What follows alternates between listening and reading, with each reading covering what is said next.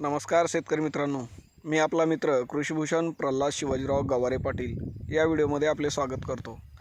शेतकरी मित्रांनो, आपण मागच्या वेळेस अनेक व्हिडिओ आपण मिरची पिकामध्ये पाहितले, तर या मिरची पिकाला जवळपास 8 महिने पूर्ण झाले। यामधून 3700 झाडापासून आपल्याला जवळपास 19 टनाचे उत्पादन मिळाले, परंतु सततच्या पावसामुळे आणखी 1 ते 1.5 महिना चालणारी मिरची ही अतिवृष्टीमुळे वंबाळून गेली।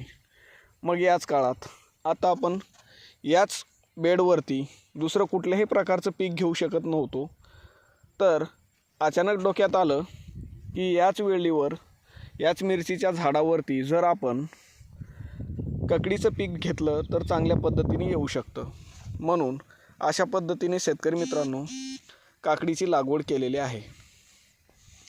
आणि एक मला असं वाटतं की हे वेल ह्या झाडावरती जातील, जेणेकरून तोडणीच्या वेळेस हे वेल ककडीचे आपल्याला तारकाटी करण्याची आवश्यकता पडणार नाही।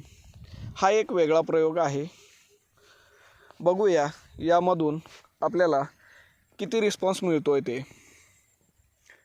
तर कशा पद्धतीने जमेल ते बघूया। धन्यवाद शेतकरी मित्रांनो।